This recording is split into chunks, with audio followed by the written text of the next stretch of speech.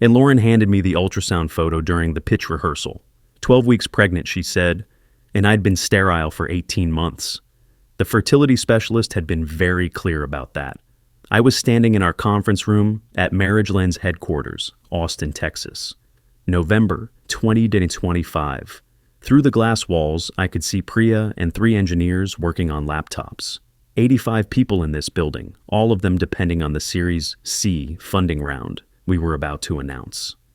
21 days until TechCrunch Disrupt, where Lauren and I would stand on stage together and tell 5,000 people how our AI could save their marriages. The pitch deck sat on the table in front of me. 64 slides, glossy bound booklet, heavy cardstock that made a satisfying sound when you turned the pages. The cover had our company tagline embossed in silver, built on real relationships. You could feel the raised letters with your fingertip. Lauren's photo was on page 8, Chief Marketing Officer, co-founder, smiling in that way she did for cameras. She placed the ultrasound beside the pitch deck. The glossy thermal paper was still warm from the printer at the clinic, 4 by 6 inches. The image showed a 12-week fetus, clear enough to make out the head and body. The date stamp in the corner read October 28th, 2025. "I wanted to tell you before the presentation," Lauren said. Her voice had that careful quality she used in meetings, professional, controlled. "I know the timing isn't perfect with everything happening at work, but when did you take this test?" I asked. "This morning. I've been feeling off for a few weeks, so I went to the clinic before coming in." She touched my arm. "David, I know we weren't actively trying, but..." I picked up the ultrasound photo. The paper had that chemical smell medical offices always have. I calculated dates in my head. 12 weeks pregnant. That meant conception in early August, maybe late July. "We should celebrate," Lauren said. "I was thinking we could tell Sophie tonight at dinner. She's been asking about siblings since..." "I need to check something." I walked toward my office. "David, where are you going? We have the pitch rehearsal in 20 minutes. I didn't answer. My office was at the end of the hall, door usually open. I closed it behind me. The filing cabinet was in the corner, 4 drawers, alphabetical. I found the medical folder under H for health records. The fertility report was 6 pages, stapled in the upper left corner. Clinical paper, slightly textured, official. The lab's logo was embossed at the top. You could trace the raised seal with your thumb. I'd filed it 14 months ago and hadn't looked at it since. Page 3 had the key information. My doctor had highlighted it in yellow before sending it over. Sperm motility, 2%, severely impaired. Natural conception and probability, less than 3%. The percentages were typed in a cold, sans serif font. Medical science doesn't lie. It just states facts in the most clinical way possible. Dated September 2024. I set the fertility report on my desk, pulled out the ultrasound Lauren had given me, set them side by side. Glossy thermal paper showing a 12-week fetus. Clinical paper showing biological impossibility. Lauren walked in as I was staring at both documents. "David, what are you..." She stopped when she saw what I was holding. "I had fertility testing done 18 months ago," I said. "September 2024, after we'd been trying for a year with no results. Do you remember?" Of course I remember. The doctor was very clear. 2% sperm motility. He said natural conception was virtually impossible. Those were his exact words. Virtually impossible. I looked up at her. "So I need you to explain to me how this is my baby." Her face didn't change. That was the first thing I noticed. No surprise, no confusion. Just a slight pause, like she was deciding which script to use. "David, tests can be wrong. Medicine isn't perfect. We should get a second opinion before we..." "Tests can be wrong?" I held up the report. "This is from one of the top fertility clinics in Texas. They ran the analysis 3 times to be certain. People beat the odds all the time. That 3% probability isn't 0. Less than 3%, I corrected. And that's not how this works. You're 12 weeks pregnant. 12 weeks. That means conception happened in early August. I've had this diagnosis for 18 months. The specialist said if we wanted children, we'd need to explore other options. IVF, donor sperm. We had that entire conversation. You were there. I was there, Lauren said quietly. And I remember you shutting down. You didn't want to talk about it.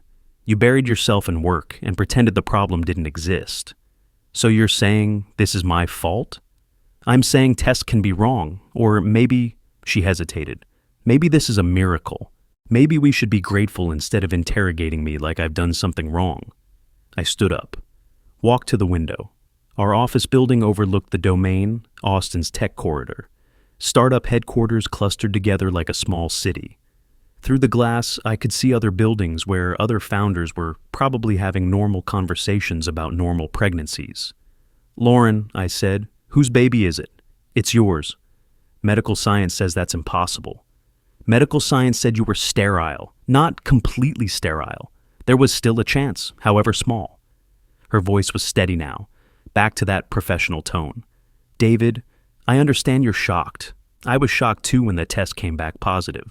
But attacking me isn't going to help us figure out how to handle this. She was good. I had to give her that. 10 years of marriage, 5 years of building a company together. She knew exactly how to redirect, how to make me question my own certainty. But I also knew what was in that fertility report, less than 3%. The specialist had been very clear. At 2% motility, natural conception wasn't just unlikely, it was functionally impossible without medical intervention. I think you should go back to your office, I said. I need some time to think. David, please. She took the ultrasound photo from my desk, left the fertility report where it lay. When the door closed behind her, I sat down and stared at the documents in front of me. That's when I started building the timeline. Conception, early to mid-August 2025, based on the 12-week dating. I pulled up my calendar. August had been busy. We'd launched a major feature update. I'd been traveling for investor meetings, San Francisco twice, New York once. Lauren had stayed in Austin to manage the marketing push. Or had she? I opened my email, searched for August 2025 travel. There it was. Lauren's calendar invite. Sundance Film Festival prep meeting, Los Angeles, August 19th, 21. Wait, not August. I scrolled back. Wrong festival season. I searched again. Lauren Chen calendar 2025. January appeared. Sundance Film Festival, Park City, Utah. January 22 and 26, 2025. I pulled up the photos Lauren had posted on Instagram. She'd gone as our chief marketing officer, networking for the Series C round. Posted pictures from panels, parties, that whole scene. One photo showed her VIP badge, purple lanyard, silver VIP stamp, her name printed in black. Lauren Chen, Marriage Lens, CMO. I'd been at home with Sophie that week, parent-teacher conferences. My phone buzzed, text from Priya. Conference room in 5 for pitch rehearsal. I typed back, give me 30 minutes, something came up. Another buzz, Priya again. Everything okay? I didn't answer that one. Instead, I opened my laptop and navigated to the Marriage Lens admin portal, the dashboard that showed internal analytics, user engagement metrics, relationship health scores, all the data our AI processed. Our platform was built on one core promise, data-driven relationship insights. We told 2.8 million active users that if they logged their communication patterns, our AI could predict relationship problems before they became crises. 87% accuracy, we claimed. Better than most therapists, better than intuition. Our AI can predict relationship failure with 87% accuracy, I'd told investors 100 times. We're not guessing, we're measuring. That line was in the pitch deck, on our website, in the TED Talk I'd given 6 months ago that had gotten 1.2 million views. I believed it. I'd built my entire company around the idea that technology could see patterns humans missed. Now, I needed to see if our technology had caught patterns I'd missed. I pulled up the admin portal, typed in Lauren's user ID, then round on this to co-founder account, created the day we launched the beta. The usage dashboard loaded, and I stared at the screen. Last login, March 17th, 2025. 8 months ago. I scrolled through the activity log. The data visualization showed a graph, green bars for daily logins, declining steadily over time. January 2025, daily usage. February, every few days. March, twice. Then nothing. A flat line from March to November. 8 months without logging into our own app. Lauren was the chief marketing officer, the public face of Marriage Lens. She did interviews about how our platform had transformed her marriage. Posted Instagram stories showing her phone screen with the app open. Captions like, "Starting my day with relationship check-in. Your marriage lens. Yams, data, driven love." I pulled up her Instagram, scrolled back. 2 weeks ago, screenshot of the app interface, green relationship health score, caption about staying connected with David through data, but the admin portal didn't lie. Last login, March 17th, 2025. Every single Instagram post since then was fake. Screenshots from old sessions, stock images, performance. The door opened. Priya walked in without knocking. "David, everyone's waiting in the conference room. Are we doing this rehearsal or—" She stopped when she saw my face. "What's wrong?" "Priya, can I ask you something about the app?" "Sure." She closed the door behind her. Priya Sharma, 32, our CTO. She'd quit her position at Stanford's AI lab 3 years ago because I'd convinced her we were doing something real, helping people see truth before it was too late. "When was the last time you reviewed user engagement metrics for the founding team?" "I don't usually look at individual accounts unless there's a bug report." "Why?" I turned my laptop around. "Pull up Lauren's account, user ID 002. Priya sat down, fingers moving across the trackpad. Click, scroll, click. The admin portal loaded on her screen, color-coded metrics filling the display. Green for healthy relationships, yellow for at-risk, red for critical.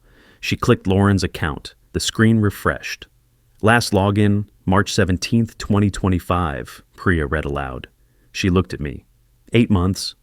But she posted about using the app last week. Instagram story, screenshot of her relationship health score. Priya scrolled through the usage log. "This data doesn't lie, David. She hasn't logged in since March. Every post since then is either old screenshots or fabricated." She paused. "Why would our CMO fake using our own product?" "I don't know." "Does this have something to do with why you canceled the pitch rehearsal?" I almost told her, almost showed her the ultrasound and the fertility report, and asked her to help me make sense of the mathematics of impossibility. But what came out was, "I need you to do something for me, and I need you to not ask questions yet." Priya's expression shifted. We'd known each other since Stanford. She could read me pretty well. "Okay," she said carefully. "Pull up the deleted message history for Lauren's account, last 6 months. David, that's—" She stopped.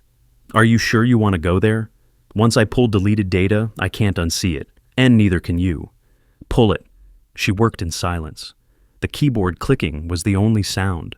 The laptop's fan hummed quietly. "Got it," Priya said. "Message deletion log shows a lot of activity." She deleted entire conversation threads, systematically. Starting in March, continuing through October, she scrolled. Here's what's weird. The deletion pattern is specific. She removed all messages between her account and yours, but the deletion timestamps don't match when you two would have been together. She did this at night, after midnight, alone. "Can you recover the messages?" "They're gone. But I can see metadata, who they were sent to, timestamps, message length. The pattern is—" Priya trailed off. "David, her communication pattern changed drastically in January. Before that, she was messaging you 30 to 40 times a day. Normal married couple on our platform. Then in late January, it dropped to almost nothing. Since February, you two have exchanged maybe 5 messages per week. I travel a lot for investor meetings." "Yeah, but that's the thing. The reduced communication started before your travel picked up. In fact," she pulled up another screen. "The biggest drop was the week of January 22nd, Sundance Film Festival week, when Lauren had gone to Park City with her VIP badge and I'd stayed home with Sophie." "Thanks, Priya," I said quietly. "David, what's going on?" "I'm not sure yet, but when I am, you'll be the first to know." She stood up but didn't leave. "Whatever this is, we've built something real here. The algorithm works. The mission matters. Don't let—" She gestured vaguely. "Don't let personal stuff destroy what we've done." After she left, I sat with the laptop screen glowing in front of me. Marriage Lens admin portal, Lauren's account, 8 months of fake Instagram posts, deleted message histories, communication patterns that changed the week she went to Sundance, and a 12-week pregnancy that medical science said was impossible. If you've ever discovered someone you trusted was living a double life, someone whose public image was completely different from who they were in private, just type "seen" in the comments. You're not alone. Okay, back to what happened next. I went home that night without attending the pitch rehearsal, told Priya to run it without me. Family emergency, I texted, which wasn't exactly a lie. Sophie was at robotics practice. She was team captain this year, junior at Liberal Arts and Science Academy, had her heart set on Stanford early decision. My alma mater. Her application was due in 3 weeks. She'd written her main essay about watching her parents build Marriage Lens, about how technology could help humans understand love better. I wondered if she'd have to rewrite it. Lauren came home around 8. I was in my office, door closed. I'd printed out expense reports for the last 6 months. Our CFO, James Wu, had sent them over when I asked. No questions, just, "Sure, David, everything okay?" I spread them across my desk. 23 pages, Excel printouts. Lauren's corporate credit card charges, highlighted in yellow by James for unusual patterns. Miami, March 3rd. Dinner for 2, $340. Hotel room, $420. Seattle, April 12th. Brunch, $180. Hotel room, $380. Napa Valley, February. The 18th, wine tasting for 2, $290. Fairmont Hotel, $650 for one night. 15 entries total. All during weekends I'd been in Austin with Sophie. All in cities where Lauren claimed she was doing investor relations or marketing research. I pulled up another browser window. Marcus Dalton's LinkedIn profile. Managing partner at Apex Venture Capital. He was leading our Series C round. 85 million of the 120 total. Board member. Married father of 3. I scrolled through his posts. March 3rd. Great conversations at Miami Tech Summit. Photo of him at a panel. Seattle, April 12th. Excited about Pac Northwest Innovation. Conference badge in the photo. Napa Valley, February 18th. Wine Country Business Retreat. Every single city matched Lauren's expense reports. Every single date. The office door opened. Lauren stood in the doorway. "We need to talk," she said. "I agree." She closed the door, sat down across from my desk. Her eyes tracked to the printed expense reports, the hotel receipts, the highlighted entries. "James Wu sent those to you," she said. It wasn't a question. I asked for them. He's the CFO. He'd already flagged them as unusual. They're all legitimate business expenses, every single one. I slid one across the desk. Miami, March 3rd. You expensed a dinner for 2 and a hotel room, but your calendar said you were meeting with a marketing consultant. So, who was the second dinner? The consultant. For $340? It was a business dinner at a nice restaurant. That's what networking costs. I slid another receipt across. Seattle, brunch for 2, then a hotel room. Your calendar said you were attending a tech conference, but there was no tech conference in Seattle that weekend. I checked. It was informal meetings. Not every business trip shows up on public conference schedules. Lauren, I pulled up my laptop screen and turned it to face her. Marcus Dalton's LinkedIn. He was in Miami on March 3rd, Seattle on April 12th, Napa on February 18th. I gestured to the expense reports. 15 times in the last 6 months, your travel matches his exactly. Same cities, same dates. She didn't deny it. That was the second thing I noticed. Just sat there, looking at the receipts, her face very still. He's leading our Series C, she said finally. Of course we're in the same cities. He's evaluating our company. That's literally his job. Why are you using the company credit card to pay for your meals together? Because they're business meals. David, this is standard investor relations. $47,000 in 6 months? $18,000 just in hotel rooms? Yes. That's what it costs to close a $120 million funding round. Do you think Marcus Dalton invests in companies where the founders won't take him to nice dinners? This is how venture capital works.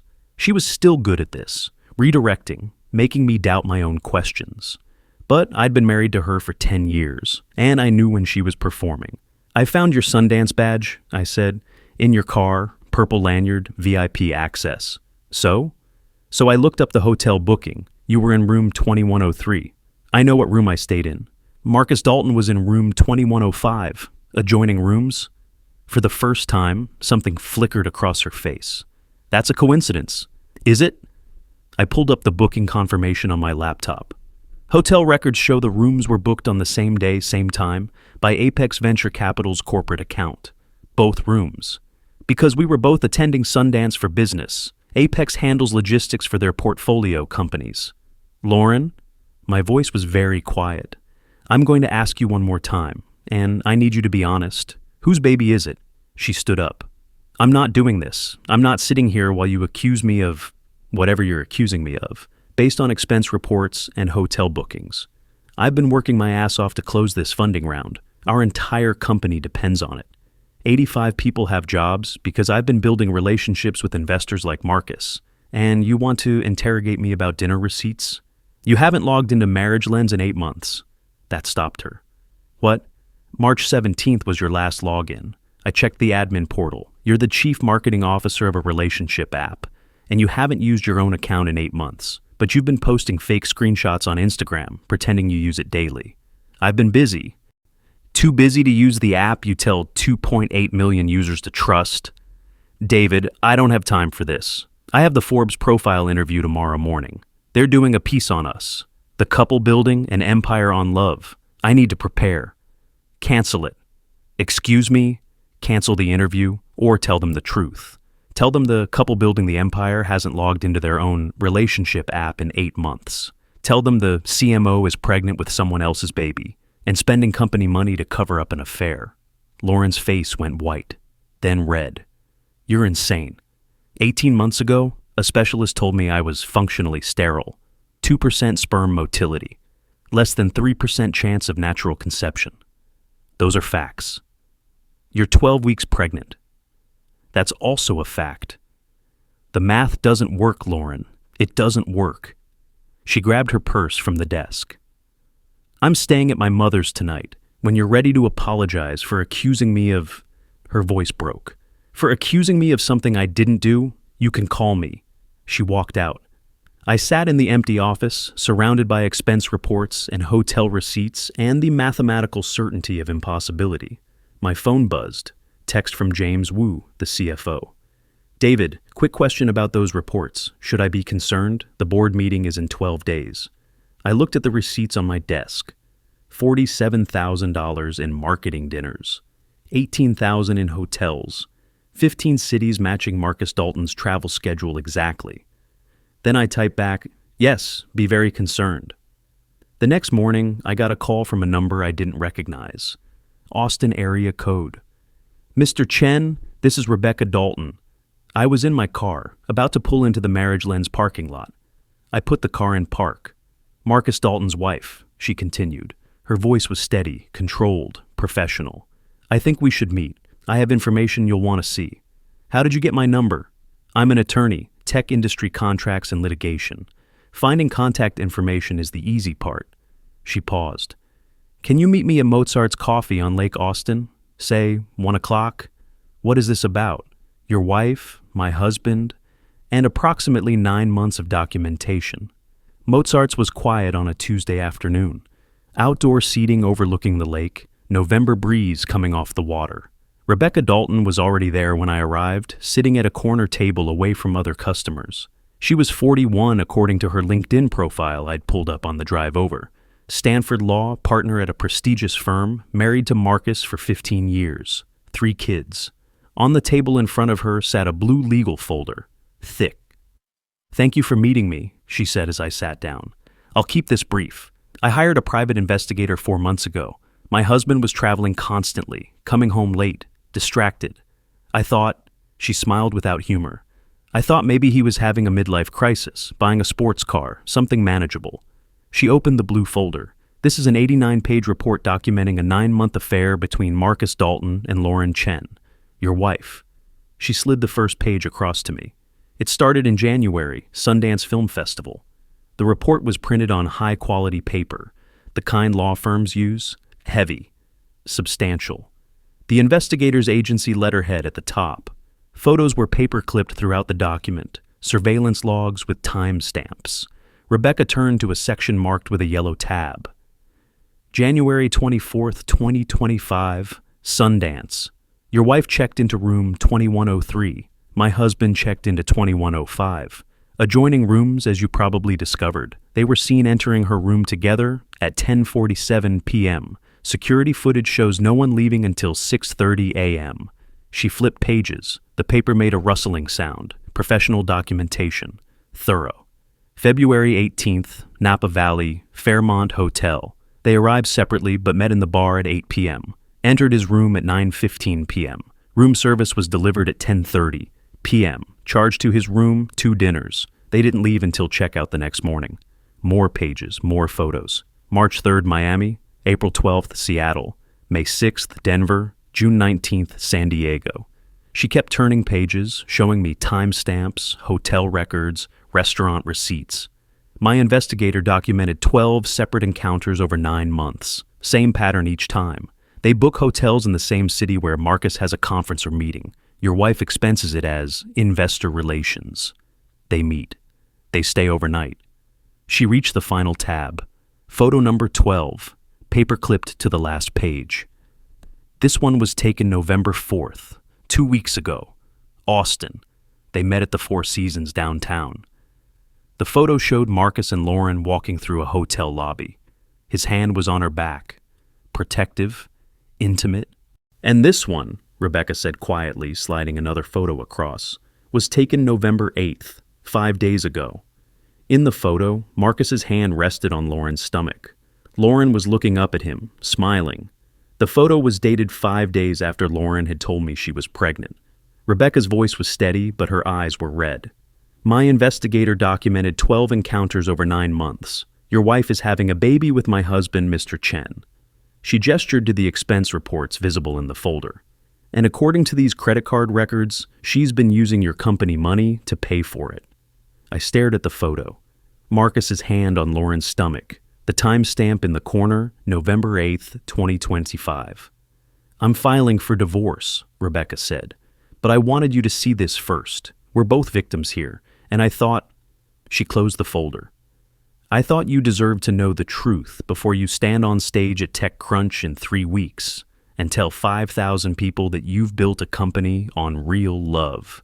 Why are you showing me this?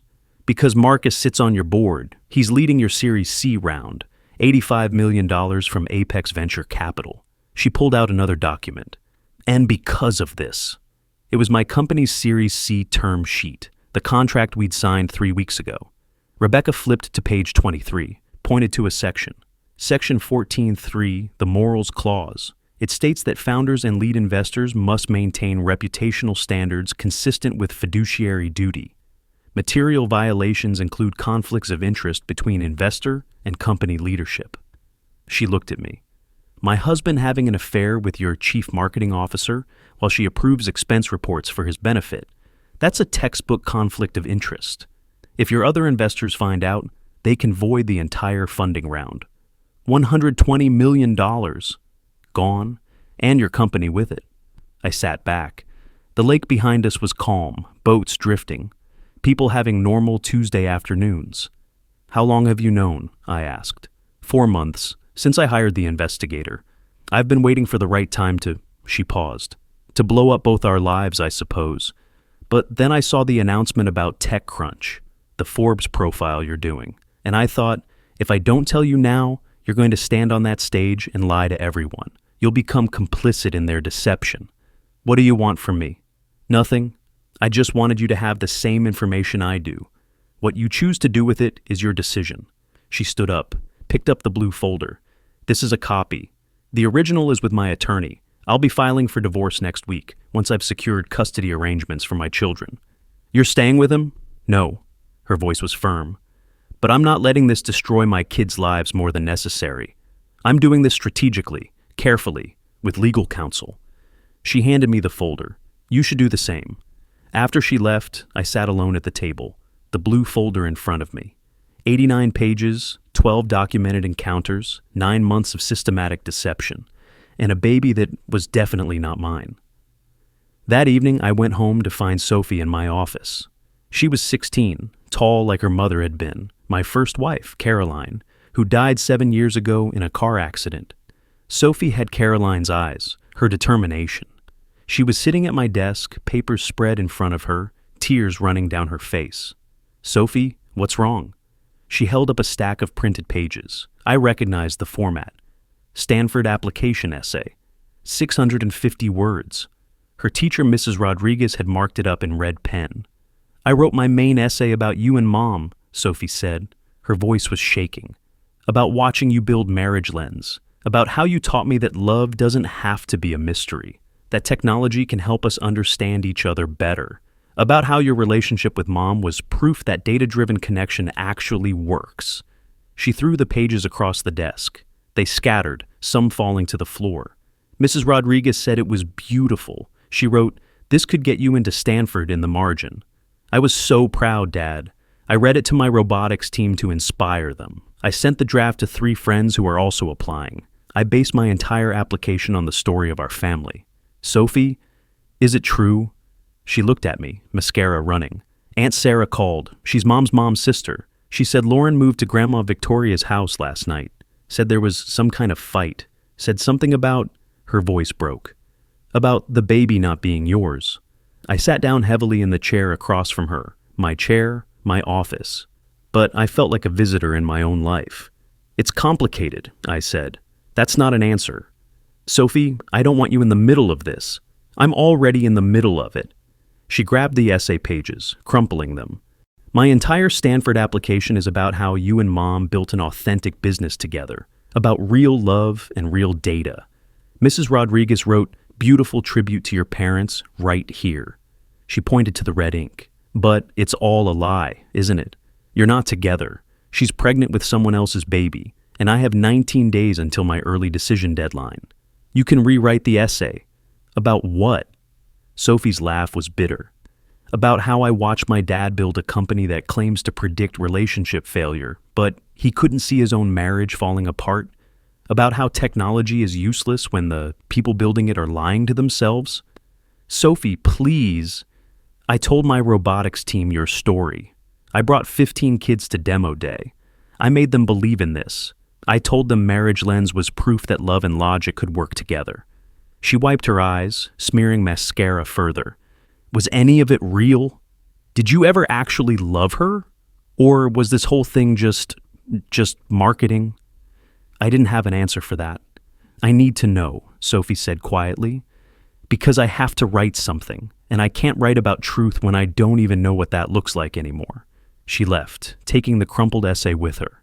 I sat alone in the office, surrounded by the evidence of my failing, the blue folder from Rebecca, the expense reports, the fertility test, the app usage data showing 8 months of lies, and upstairs, my daughter trying to figure out how to write about integrity when her whole family was falling apart.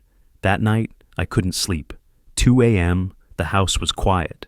Sophie asleep upstairs, Lauren still at her mother's. I went to my office, opened my laptop, Marriage Lens admin portal, the same system I'd checked 2 days ago to see Lauren's usage data. I pulled up my own account.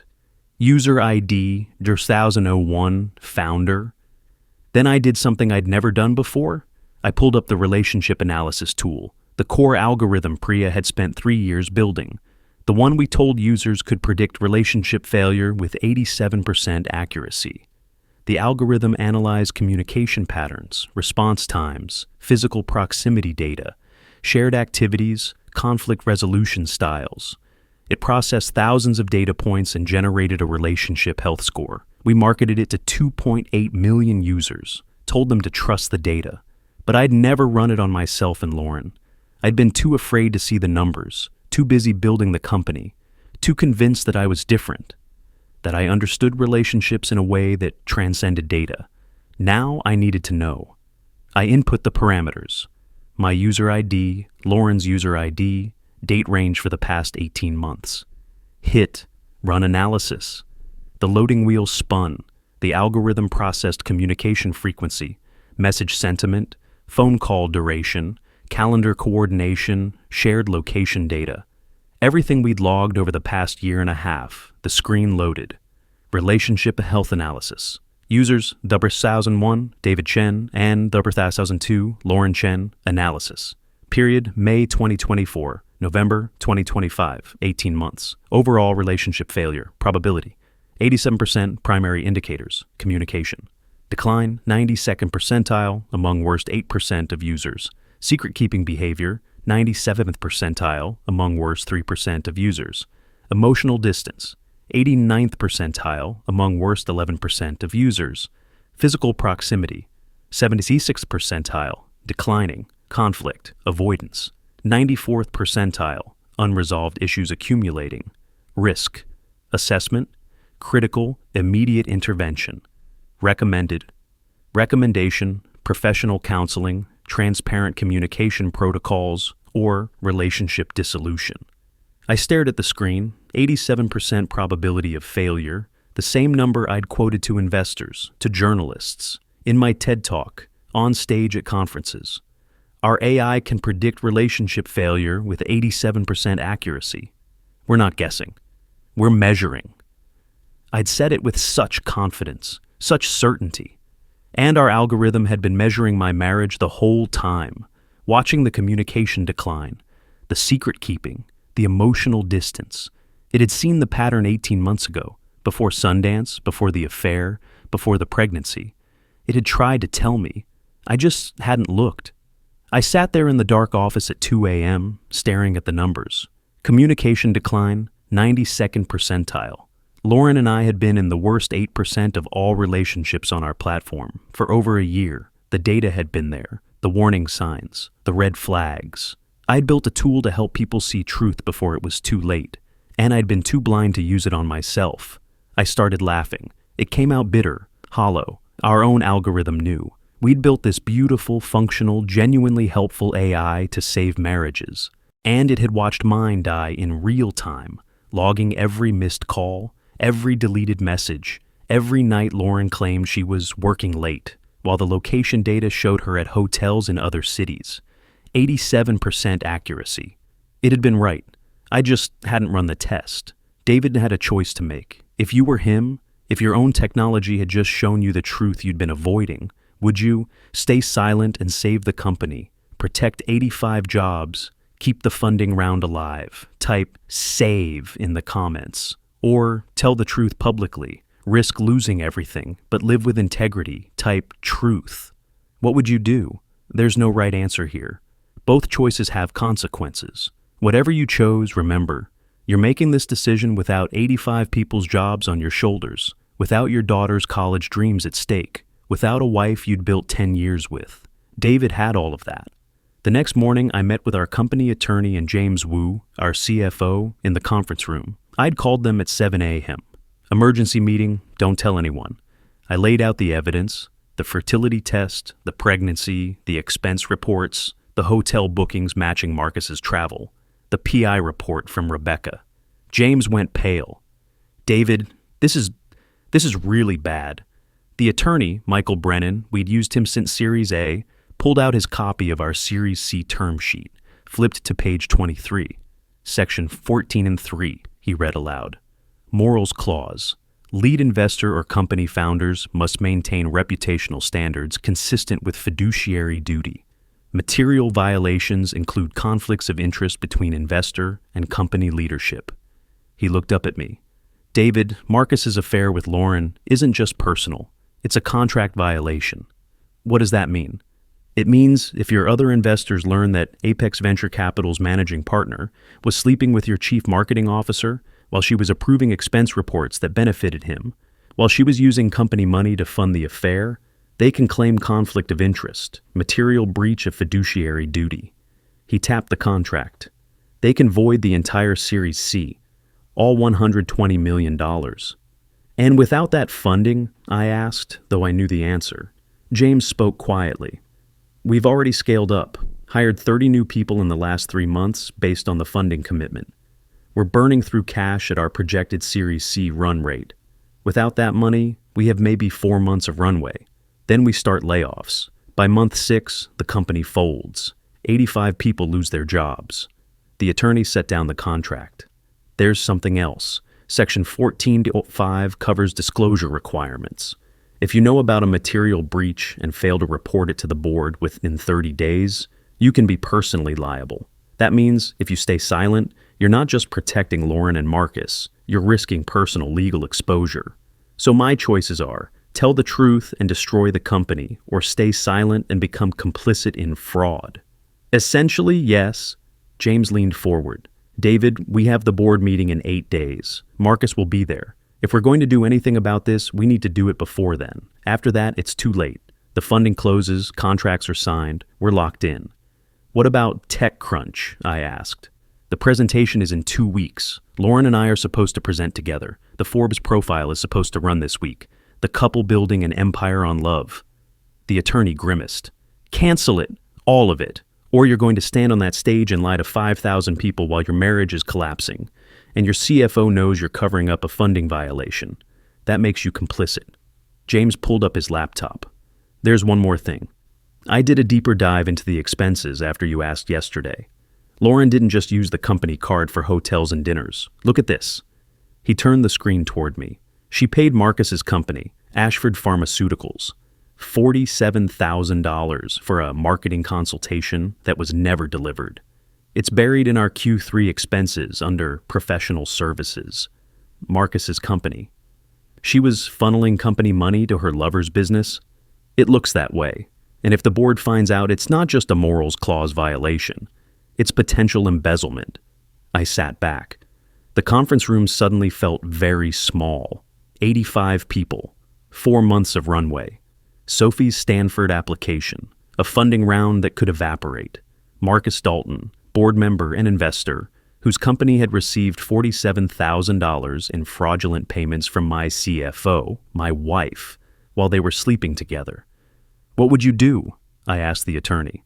Honestly, I'd get ahead of it, call an emergency board meeting, present the evidence, remove Lauren as CMO before the board finds out through other channels, negotiate Marcus's resignation, restructure the funding with new terms that protect the company. It'll be ugly, but you control the narrative. He paused. The alternative is waiting for someone else to discover it, an auditor, another investor, the press. And then you're not just dealing with the affair, you're dealing with a cover-up. After they left, I sat alone in the conference room, surrounded by term sheets and expense reports and legal opinions.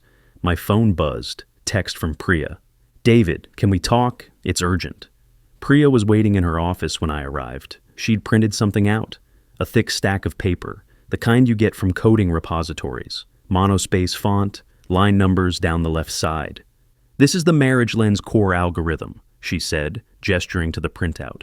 Version 4.2, the one we launched 18 months ago, the one that's currently analyzing 2.8 million relationships. I know what it is. You built it. I spent 3 years on this, David. 3 years. I quit my position at Stanford AI Lab, a tenure-track position, because you convinced me we were doing something real. You said we were going to help people see truth before it was too late. That data could save relationships if people were just willing to look at it honestly. She sat down, and I saw she'd been crying. Yesterday I was reviewing user engagement metrics, routine check, and I noticed something odd. In the past week, someone ran an analysis on founding team accounts, your account, and Lauren's. She looked at me. That was you, wasn't it? I didn't answer. I saw the results, David. I'm the CTO. I have access to all analysis logs. Your relationship with Lauren had an 87% failure probability. 18 months of data showing communication breakdown, secret-keeping behavior, emotional distance. Every single warning sign our algorithm was designed to catch. I know. So you built a tool to help people see truth, and then you ignored it when it told you the truth about yourself. Her voice cracked. Do you understand what that does to me? I wrote this code. I believed in this mission. And now I find out our CMO hasn't logged into the app in 8 months. The woman who tells 2.8 million users to trust the data deleted her own relationship history. You're asking me to stay. But staying means I wasted 3 years building a tool for founders who ignored it. She stood up, walked to the window overlooking the domain. How do I look at this code and not feel sick? How do I tell users to trust our algorithm when the people who built it didn't trust it themselves? Priya, I got a call from Google yesterday. They want me back. Lead AI research position, twice my current salary, prestigious team, real work, not... She gestured vaguely. Not this. Not building relationship tools for people who are faking their relationships. I wasn't faking. I just didn't look. That's worse, David. That's so much worse. You had the data. The algorithm worked. It was right there, warning you for 18 months that your marriage was failing, and you chose not to look because you were afraid of what you'd see. She turned back to me, eyes red. What am I supposed to tell users when they ask why they should trust Marriage Lens? Oh, the algorithm is great, but make sure you actually look at your results, unlike our CEO. What do you want me to do? I want you to tell me why I should stay. I want you to convince me that this company isn't just a performance, that we're actually doing what we claim to do. Because right now, I don't see it. I didn't have an answer. I need to know by Friday, Priya said quietly. That's when Google wants my decision. And David, I really want to stay. I believe in this algorithm. I believe in what we built. But I can't stay if the people at the top are living a lie. She left me standing in her office, surrounded by printouts of code she'd spent 3 years writing. Beautiful, functional code that had tried to warn me, that had done exactly what it was designed to do. I just hadn't wanted to listen. That evening, Sophie came to my office. She'd been avoiding me for 2 days. Now she stood in the doorway, holding the torn pages of her Stanford essay. I need to know what's true, she said, because I have 19 days to submit this application, and I can't send an essay that's based on lies. Sophie, sit down. No, her voice was firm. You sit there and explain to me what's real, because Mrs. Rodriguez wrote beautiful tribute to your parents on this essay. She said it could get me into Stanford. I sent the draft to 3 friends. I read it to my robotics team. She held up the crumpled pages. My entire application is about how you and Mom built a business on real love, about how watching you work together taught me that technology and emotion don't have to be opposites, about authentic partnership. Sophie, is the baby yours? I closed my eyes. No. Does Mom know that? Yes. Then why did she tell you it was? Because she's trying to protect herself and the company, and maybe she believed she could convince me the medical tests were wrong. Sophie's hands were shaking. Who's the father? Marcus Dalton. He's the lead investor in our Series C round. He sits on our board. The guy who came to our house for dinner last month, the one with 3 kids? Yes. Sophie dropped the essay pages on my desk. So, Mom has been sleeping with a married investor, got pregnant, tried to pass the baby off as yours, and I wrote my Stanford application about how you two are relationship experts. That's accurate? And you knew? When did you find out? 3 days ago. And you didn't tell me. I was trying to protect you. From what? Her voice rose. From the truth. Dad, I'm 16. I'm not a child. And I definitely can't write about truth and integrity when my own family is lying to everyone. She picked up the essay, started tearing it into smaller pieces. Mrs. Rodriguez said this was special. She said Stanford would love it, and it's all based on a lie. You can rewrite it. About what? About how I learned that even experts fail? About how technology can't fix human dishonesty? She threw the torn pieces at my desk. They scattered like confetti. I have 19 days, Dad. 19 days to write a completely new essay that doesn't reference you or Mom or Marriage Lens or anything I thought was true about my family. I'm sorry. That doesn't help me write an essay. Tears were streaming down her face now. Do you know what I told my robotics team? I told them that watching you build this company taught me that love doesn't have to be mysterious, that if we're honest about our data, we can understand each other better. I inspired them with that. I made them believe in evidence-based relationships. She sat down heavily in the chair across from my desk. I was proud of you, she said quietly. You and Mom. After my real mom died, I watched you build this new life, new marriage, new company, new mission, and I thought, okay, maybe this is what healing looks like. Maybe Dad found a way to turn grief into purpose. Maybe Mom understands him in a way that real Mom never could have because they share this work. Her voice broke. I wrote my Stanford essay about that, about transformation through technology, about authentic human connection. Sophie, but it was fake, all of it. Mom wasn't using the app. She was lying about it on Instagram. She was having an affair with an investor, and she looked at me with something like betrayal. You built an algorithm that could have warned you, that did warn you, and you didn't even look. How did you know that? I talked to Priya. She's my mentor for the robotics competition. She called me yesterday, asked if I was okay, told me she might be leaving the company. Said something about the algorithm predicting failure and the founders not looking at their own data. Sophie wiped her eyes. Is that true? Did your own algorithm tell you the marriage was failing? Yes. When? 18 months ago. It's been warning me the whole time. And you didn't look. I was afraid of what I'd see. Sophie laughed bitterly.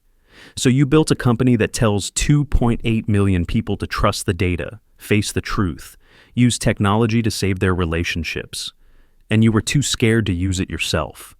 She stood up. I'm going to rewrite the essay. I don't know what I'll write yet, but it won't be about you and Mom. It won't be about marriage lens. It'll be about something real. She looked at the torn essay pieces on my desk. I just wish I knew what that was anymore. She walked out, leaving the shredded pages behind. I sat alone in the office, surrounded by the debris of Sophie's faith in me. Her Stanford essay torn into pieces, her trust in tatters. Her college dreams threatened because her father had been too proud, too busy, too afraid to look at the data his own company generated. The algorithm had tried to warn me. Priya had built something that worked. I'd just refused to see it, because if I'd looked 18 months ago, if I'd run that analysis when the communication started declining, when Lauren stopped logging in, when the emotional distance became measurable, I would have had to admit that my second marriage was failing, that I'd chosen wrong again, that even with all my technology, all my data, all my supposed expertise, I still couldn't build a relationship that lasted. So I'd buried myself in work, raised funding, prepared for tech crunch, told myself the company was what mattered, the mission, the algorithm. While my marriage died in real time, logged and measured and predicted by the very tool I'd built to save others. 87% accuracy. Our AI had been right. I'd just been too scared to look. The emergency board meeting happened 5 days later. 8 people around the conference table. Our original angel investors, Dr. Nina Foster, who'd been with us since Series A, 2 VCs from other firms, Marcus Dalton in his usual seat at the head, and me. Lauren wasn't there. She'd been officially notified that morning, email from our attorney citing financial irregularities requiring immediate investigation. She'd called me 17 times. I hadn't answered. James Wu opened the meeting. Thank you all for coming on short notice. We've discovered material violations of company policy and potentially our Series C term sheet. David, you want to start? I stood up, placed the blue folder on the table, the one Rebecca had given me. 89 pages. This is a private investigator's report documenting a 9-month affair between our chief marketing officer, Lauren Chen, and our lead Series C investor, Marcus Dalton. I looked at Marcus. His face had gone white. The affair began in January 2025 at Sundance Film Festival. It has continued through 12 documented encounters in various cities. Lauren has been using company funds to pay for hotels and meals associated with these meetings, totaling $65,000 in fraudulent expense claims. Dr. Nina Foster, our board member and relationship therapist, leaned forward. David, these are serious accusations. I have documentation. I opened the folder. Didn't show the photos. That felt too invasive, even now. But I showed the expense reports with James's highlighted entries, the hotel bookings, the timeline matching Marcus's travel schedule exactly. James discovered the financial irregularities first. Then I received this report from Rebecca Dalton, Marcus's wife, who hired the investigator 4 months ago. Marcus stood up. This is a setup. Rebecca and I are going through a difficult divorce. She's trying to sabotage. I have the paternity test, I said quietly. Lauren is pregnant. She told me the baby was mine. But I had fertility testing done 18 months ago. 2% sperm motility. Natural conception is medically impossible. I placed the fertility report on the table. The paternity test confirmed Marcus is the biological father. The room went silent. Dr. Foster picked up the expense reports, scanned them. Marcus, is this true? Nina, I can explain. Is it true? Yes or no? Marcus sat down slowly. We fell in love. These things happen. It wasn't planned. Lauren and I, we connected during the due diligence process.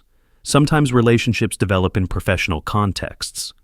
While you were evaluating our company for investment, one of the other VCs said, while she was approving expenses that benefited you, while you sat on this board and voted on company decisions that affected her compensation. He turned to James. What's the total financial exposure here? $65,000 in fraudulent expenses, another $47,000 in payments to Marcus's consulting company for services never rendered. Total, $112,000 in potential embezzlement. And the Series C term sheet? Dr. Foster asked. Our attorney spoke up from the corner. Section 14.3, Morals Clause, Material Conflicts of Interest between lead investor and company founders. This qualifies. If other investors discover this before we address it, they can void the entire funding round. $120 million, someone said. And 85 jobs, I added. 30 people we hired in the last 3 months based on the funding commitment. If we lose the round, we have 4 months of runway, then layoffs, then the company folds. Dr. Foster turned to Marcus. You need to resign from this board, immediately. Nina, you're overreacting. You slept with the CMO of a company you were investing in. She approved expenses that benefited you financially. That's not a relationship, Marcus. That's a conflict of interest that could destroy this company. She looked around the table. I moved to remove Marcus Dalton from the board, effective immediately, and to require his resignation as lead investor for the Series C round. Second, said one of the other VCs. All in favor? 7 hands went up. Only Marcus abstained. Dr. Foster turned to me. David, I've been on this board since Series A. 3 years. I believed in Marriage Lens because I believed in the mission, helping couples see truth before it's too late. I'm a licensed therapist. I've counseled hundreds of couples, and I recommended this app to my clients because I believed the founders practiced what they preached. She picked up the expense reports. But if our CMO hasn't been using our own app, if our leadership is living a lie while telling 2.8 million users to trust the data, then what are we actually selling? Performance, I said quietly. We were selling performance. So here's my question. What changes now? Because I can't support a company that doesn't believe in its own product. I'd been thinking about this for 5 days. Since sitting in my office at 2 a.m., staring at the algorithm results showing 87% failure probability. We make the founders accountable, I said. New company policy. All leadership must use the app and submit to third-party relationship health audits. We publish the results, publicly. If we're going to tell users to trust our data, we need to show we trust it ourselves. Starting with you, starting with me. My relationship metrics will be public on the app. Any user can see them. If my relationship health drops below 50%, I step down as CEO until it's resolved. One of the VCs laughed. That's insane. No CEO would agree to that. Then maybe I shouldn't be CEO. I looked around the table. Priya is considering leaving. She's our CTO. She built the algorithm. She's been offered a position at Google with twice her current salary. And she told me she can't stay if we're faking the thing we claim to believe in. If she leaves, this company dies regardless of funding. What about Lauren? Dr. Foster asked. I moved to remove her as Chief Marketing Officer, effective immediately. Require repayment of fraudulent expenses, and recommend she resign from the company entirely. Second, said James. All in favor? 8 hands went up, including mine. Motion passes. Dr. Foster made a note. David, what about TechCrunch? You're presenting in 1 week. Lauren was supposed to co-present. I'll present alone, and I'll tell the truth. The truth about what? About everything. The affair, the algorithm predicting my marriage failure, my refusal to look at the data, what we're doing to fix it. I met her eyes. If we're going to save this company, we need to stop performing and start being real, even if it's ugly. The room was quiet. That's either the bravest thing I've heard, one investor said, or the stupidest. Probably both, I agreed. Dr. Foster stood up. I'll support it, on one condition. We restructure the Series C. Find a new lead investor who hasn't been sleeping with the CMO. Lower valuation if we have to. But clean deal, clean terms, clean slate. We'll lose months of momentum, someone objected. We'll lose everything if we proceed with a tainted funding round. Better to take the hit now and rebuild with integrity. She looked at me. David, you have 1 week to prepare that TechCrunch presentation. Make it count, because if you can't convince that audience we're worth saving, this company is finished. 6 days later, I stood backstage at TechCrunch Disrupt in San Francisco. 5,000 people in the audience, 50,000 watching the live stream. Lauren's seat beside me on stage, empty. The pitch deck sat on the podium. Modified version. I'd spent 3 days rewriting it with Priya, removed Lauren's photo, changed the tagline from "Built on Real Relationships" to "Building Real, Starting with Ourselves." Added a new section, Founder Accountability. My hands were shaking. Sophie was in the audience, 3rd row. She'd flown up with me yesterday. We'd spent the evening walking around San Francisco, not talking much, just being together. She still hadn't finished rewriting her Stanford essay. The deadline was in 5 days. Priya was backstage, ready to join me for the technical demo portion. She'd agreed to stay, contingent on me actually following through with the public accountability promise. "If you chicken out up there," she'd said that morning, "I'm accepting Google's offer before you finish the presentation." The stage manager appeared. "Mr. Chen, you're on in 2 minutes." I looked at the pitch deck, the glossy pages I'd turned hundreds of times in practice. Now, with Lauren's photo removed, the hole where she'd been was obvious, visible, honest. Maybe that was the point. 30 seconds, the stage manager said. I walked onto the stage. The lights were bright enough that I couldn't see individual faces past the first few rows. Just a sea of people, 5,000, all of them here to see the next big thing in tech, the next success story. I gripped the podium. "Good morning," I said. My voice echoed in the space. "I'm David Chen, CEO of Marriage Lens. We've built an AI that predicts relationship failure with 87% accuracy." I paused. The teleprompter showed my next line. "And today, I want to tell you how we're revolutionizing relationships through data." I didn't read it. That number, 87%, has been our company's calling card. We've told investors, journalists, users that our algorithm works, that if you're willing to look at the data, you can see relationship problems before they become crises. We've built a platform with 2.8 million active users based on that promise. The audience was quiet, waiting for the pitch. "But I didn't run our algorithm on my own marriage." My voice cracked slightly. "I was afraid to see what it would tell me." So, while we were counseling millions of users to trust the data, to face the truth, to use technology to save their relationships, I was ignoring the same data about my own life. I saw Sophie in the 3rd row. She was watching me intently. 3 weeks ago, my wife told me she was pregnant, and I discovered the baby wasn't mine, that she'd been having an affair with our lead investor for 9 months, that she'd been using company money to fund it, that she hadn't logged into our app, our relationship app that she marketed to millions in 8 months. A murmur went through the audience. This wasn't the pitch they'd expected. So I did what I should have done 18 months ago. I ran our algorithm on my marriage. I pulled up the slide on the screen behind me. The analysis results. Relationship failure probability, 87%. The same number we'd been marketing. Communication decline, 92nd percentile. Secret-keeping behavior, 97th percentile. Emotional distance, 89th percentile. The data filled the screen. My private failure, public now. Our algorithm had been warning me for 18 months that my marriage was dying. Every missed call, every deleted message, every night she claimed she was working late, while the location data showed her at hotels in other cities. The algorithm saw it, logged it, measured it, predicted it. I looked at the audience. I just didn't run the test, because I was too busy being the CEO to be a husband, too proud to admit I'd chosen wrong again, too scared to face the possibility that, even with all my technology, all my data, all my supposed expertise, I still couldn't build a relationship that lasted. My voice dropped.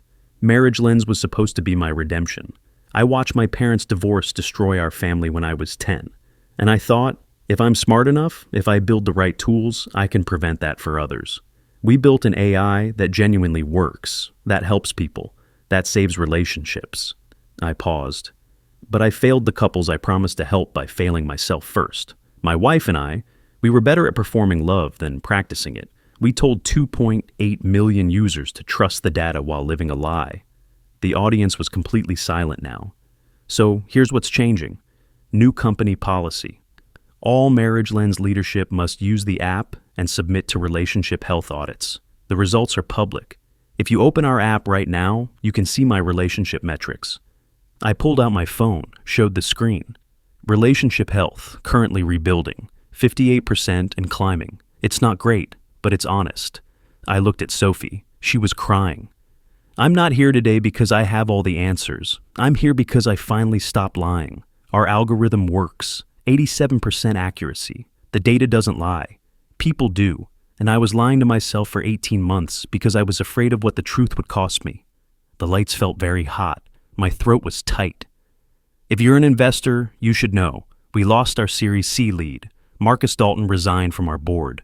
We're restructuring the funding at a lower valuation, $380 million instead of $450 million. We removed our CMO. We're implementing transparency requirements that no other tech company would accept, and we might fail anyway. I gripped the podium harder. But if we do fail, it won't be because we were lying. It'll be because we tried to build something real in an industry that rewards performance over authenticity. And honestly, I'd rather fail honestly than succeed as a fraud. I closed the pitch deck. That's not the presentation you came here to see. I know. You wanted the success story, the hockey stick growth, the revolutionary technology that's going to change everything. And maybe Marriage Lens will do that. Our algorithm is good. Priya built something that works. But it only works if people, including me, especially me, are willing to look at what it shows them. The silence was deafening. Thank you for listening. And if you're in a relationship, run the analysis, look at the data. Face the truth before it's too late. That's what the algorithm is for. I just wish I'd been brave enough to use it sooner. I walked off stage. For 5 seconds, there was nothing. Just silence. Then someone started clapping. Slow at first. Then more people joined. Then the entire audience was on their feet. I stood in the wings, shaking, not sure if the applause was for bravery or just the spectacle of watching someone self-destruct on stage. Priya appeared beside me. That was either brilliant or career suicide. Probably both. I'm staying, she said quietly. For what it's worth, you just did the hardest thing I've ever seen a CEO do. And if we're really going to build something honest, I want to be part of it. Sophie found me backstage 20 minutes later. She didn't say anything, just hugged me. I'm sorry, I said. I know. She pulled back, wiping her eyes. I finished my Stanford essay last night. Want to read it? She handed me her phone. The essay was titled, Learning Integrity Through Failure. I read the first paragraph. My father built a company that predicts relationship failure with 87% accuracy. Then he ignored the data when it predicted his own marriage would fail. Watching him stand on stage at TechCrunch Disrupt and admit that publicly, confessing his blindness to 5,000 people who'd come to hear a success story, taught me more about integrity than any of his previous achievements, because anyone can succeed while pretending to be perfect. It takes courage to fail honestly. Sophie, I'm not writing about perfect parents anymore, she said. I'm writing about real ones, about you standing on that stage, telling the truth when it would have been easier to lie, about learning that data only matters if you're brave enough to look at it. That's the real lesson, Dad. Not that the algorithm works, but that you finally used it. 2 weeks later, I met Rebecca Dalton in a conference room downtown. Neutral territory. Marcus was there too, looking older than I remembered, broken. Thank you for agreeing to this meeting, Rebecca said. I know it's awkward. That's an understatement. She had paperwork in front of her, legal documents. The paternity test confirmed what we already knew. Marcus is the biological father. Lauren has agreed to a closed adoption as part of the divorce settlement. Adoption? I'd like to adopt the baby. Rebecca's voice was steady. Marcus and I have been in intensive couples therapy since this came out. 3 sessions per week. Using your app, actually, Marriage Lens. Our therapist recommended it. You're staying with him? We have 3 children, 15 years of marriage, and yes, he made a devastating choice. But I'm making a choice too, to work on our marriage instead of abandoning it. She looked at Marcus. It's not forgiveness yet, but it's commitment to trying. Marcus spoke for the first time. I've resigned from Apex Venture Capital, stepped down from all board positions. I'm focusing on therapy and my family, and he looked at me.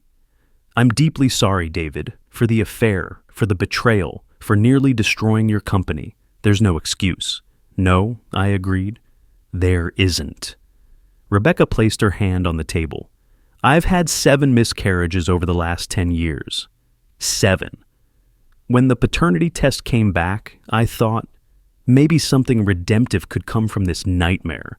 A baby who deserves better than the circumstances of their conception, and parents who are committed to doing better. You want to raise the child, I said. Yes, if you and Lauren agree. Closed adoption, clean break. The baby goes to a home with parents who are actively working on their relationship, who understand the cost of betrayal, who are using the same tools you built to rebuild what was broken. I thought of Sophie, of her essay about learning integrity through failure, of the algorithm that had finally brought truth into focus. Yes, I said.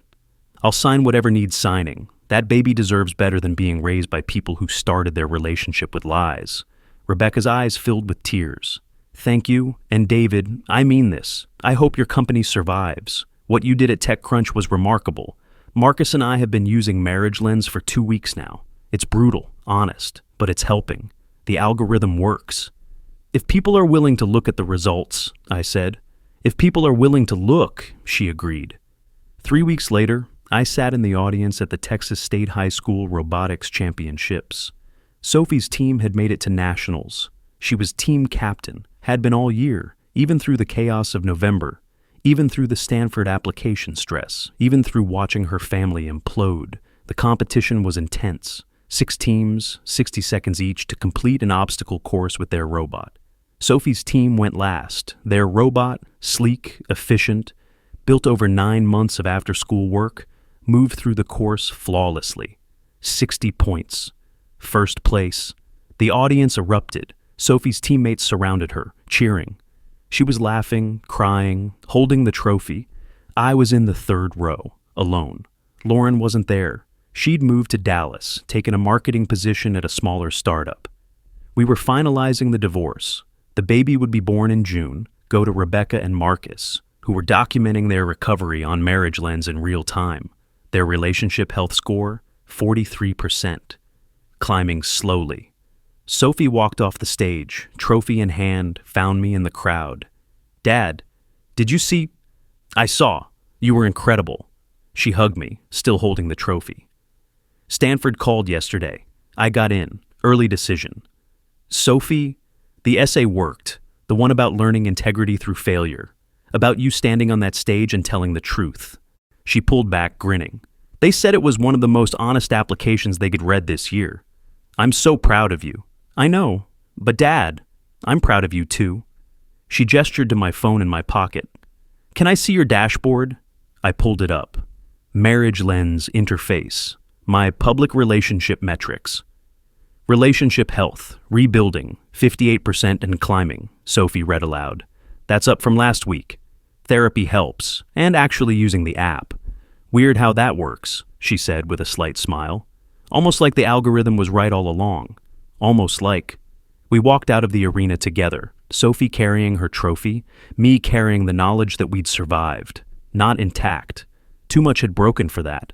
But honest, real, building something new from the pieces. That evening, I opened my laptop at home, Marriage Lens Company dashboard. User growth had actually increased after TechCrunch. Turns out people respond to authenticity. Even messy, broken, rebuilding authenticity. Priya had been promoted to COO. She'd turned down Google. If we're really doing this transparency thing, she'd said, I want to see it through. The Series C had closed at $380 million, lower valuation, but clean terms. New lead investor who believed in the mission, or at least believed in founders who were willing to admit when they were wrong.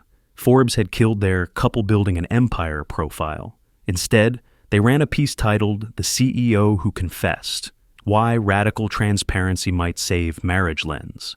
It was more honest than any puff piece would have been. I looked at my dashboard again. The relationship health score that was now public for all 2.8 million users to see. Relationship status, single recovery mode, active current health score, 58%. Trend, improving, plus 12% this month. Notes, in therapy. Learning to use the data, building real instead of performing perfect. It wasn't a success story yet, but it was true, and that I was learning mattered more than I'd ever understood. David and Sophie redefined what family means. Not perfect performance, but honest rebuilding. If you've built your own version of real love after betrayal, your own chosen family, tell me about them in the comments. I read everyone. And if this story moved you, if you appreciate stories about truth, technology, and the cost of living a lie, subscribe. I'll see you in the next one. 6 months later, I gave a talk at SXSW, not about Marriage Lens's success metrics or growth strategy, about what happens when you finally use the tool you built. The title was, When Your Own Algorithm Tells You the Truth You Don't Want to Hear. I started with a number, 87%. That's how accurate our AI is at predicting relationship failure. That's also the probability it gave my marriage before I bothered to look. The audience laughed, uncomfortable recognition. Here's what I learned, I said. Data doesn't lie, people do. And the most dangerous person to lie to is yourself. I showed a slide. My current Marriage Lens dashboard, relationship health, 61%. Not great, but honest, and climbing. I'm still single, still in therapy, still learning to look at data even when I'm afraid of what it'll show me. My daughter goes to Stanford in the fall. She wrote her college essay about watching me fail publicly, and somehow that failure taught her more than any of my previous successes. I closed with the line that had become Marriage Lens's new tagline, the one that replaced built on real relationships. We don't predict the future. We show you the present if you're brave enough to look. After the talk, a woman approached me, mid-30s, professional, hesitant. I just ran the analysis on my marriage, she said. 79% failure probability. I've been avoiding it for months. Your talk convinced me to look. I'm sorry, I said. Don't be. You were right. Data doesn't lie. People do. And I've been lying to myself about how bad things have gotten. She showed me her phone, the red warning indicators. Now, at least I know. I can do something about it, or I can leave, but I can't pretend anymore. That's all the algorithm is for, I told her. Not predicting the future, just showing you the present clearly enough that you can make a real choice. She nodded, walked away holding her phone like it was something precious and terrible at the same time. I stood there in the conference center, watching people mill around, and thought about that night 18 months ago when I could have run the analysis, when the algorithm could have warned me, when I could have seen the truth before Lauren got pregnant, before the affair became entrenched, before everything collapsed. Would it have changed anything? Maybe, maybe not. But at least I would have seen it coming. At least I would have had the chance to choose, to fight for the marriage or end it honestly, instead of letting it rot from the inside while performing success for investors and users and my daughter. My phone buzzed. Text from Sophie. Just finished my first week at Stanford. Robotics lab is amazing. How's your therapy going? I typed back, good. Ran my weekly analysis, up to 61%, learning to look at the scary numbers. 3 dots appeared, then, proud of you, Dad. That's the real work. She was right. The real work wasn't building the algorithm. Priya had done that, and done it well. The real work was having the courage to use it, to look at what it showed you, to face the data even when, especially when, it told you things you didn't want to hear. Our AI can predict relationship failure with 87% accuracy. That line had been my pride, my pitch, my proof that technology could solve human problems. Now it was my humility, my reminder, my evidence that having the right tools doesn't matter if you're too afraid to use them. The algorithm had been right all along. I just hadn't been ready to see it, but I was learning, slowly, honestly, at 61% and climbing. And that, I was finally understanding, was what building real actually meant.